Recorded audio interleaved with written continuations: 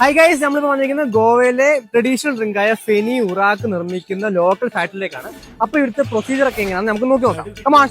അപ്പൊ ഇതിന്റെ first process എന്ന് പറയുന്നത് കാഷ്യൂ ആപ്പിൾ കളക്ട് ചെയ്യുന്നതാണ്. ഇവർ പല ഏരിയാസിൽ നിന്ന് കാഷ്യൂ ആപ്പിൾ കളക്ട് ചെയ്തിട്ട് വണ്ടിയിൽ ഇവരുടെ യൂണിറ്റിൽ എത്തിക്കുന്നു. അപ്പൊ ഇതിന്റെ സെക്കൻഡ് പ്രോസസ് എന്ന് പറയുന്നത് കളക്ട് ചെയ്ത ആപ്പിള് സ്റ്റോമിംഗ് കൂടി ചെന്നിട്ട് ആ ആപ്പിൾസ് എല്ലാം എക്സ്ട്രാക്ട് ചെയ്ത് ജ്യൂസ് ആക്കി മാറ്റുന്നതാണ്.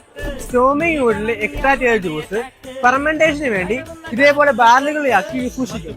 3 ദിവസം ഫെർമെന്റേഷന് ശേഷം ഫെർമെന്റേഷൻ ചെയ്ത ജ്യൂസ് ബോയിലിംഗ് യൂണിറ്റിലോട്ട് മാറ്റുന്നു. ഇവിടാണ് ഇതിന്റെ ഡിസ്റ്റിലേഷൻ സ്റ്റാർട്ട് ചെയ്യുന്നത്. ഡിസ്റ്റിലേഷൻ പ്രോസസ്സിന് ശേഷം ആ വേപ്പർ ഈ കണ്ടലിൽ എത്തുന്നു. ആ വേപ്പർ തണുപ്പിക്കപ്പെടുന്നു. അതിനുശേഷം അത് ലിക്വിഡായി മാറും. അങ്ങനെ ഫസ്റ്റ് ഡിസ്റ്റിലേഷനിലൂടെ ലഭിക്കുന്ന ലിക്വിഡാണ് ഉറാക്ക്. ദെൻ അതിന് ഡബിൾ ഡെസ്റ്റിലേഷൻ ചെയ്ത് കിട്ടുന്നതാണ് ഫെനി. ദെൻ ശേഷം കിട്ടുന്ന ഫെനി ആൻഡ് ഉറാക്ക് ഇതേപോലെ ബാരലിലാക്കി സൂക്ഷിക്കുന്നു. അപ്പൊ നമ്മൾ ഇവിടുന്ന് കുറച്ച് ഉറാക്കും ഫെനിയൊക്കെ വാങ്ങിച്ചുകൊണ്ട് പോവാണ്. എങ്ങനെയാണ് ഇത് കുടിക്കേണ്ടത് നമുക്ക് നെക്സ്റ്റ് പാർട്ടി പറഞ്ഞുതരാം. ഇങ്ങനത്തെ ഗോവ അപ്ഡേറ്റ്സിന് വേണ്ടിയിട്ടും ഗോവ പാക്കേജിന് വേണ്ടിയിട്ടും നമ്മുടെ പേജ് ഒന്ന് ഫോളോ ആക്കി വെച്ചേക്ക്. അപ്പം ബൈ.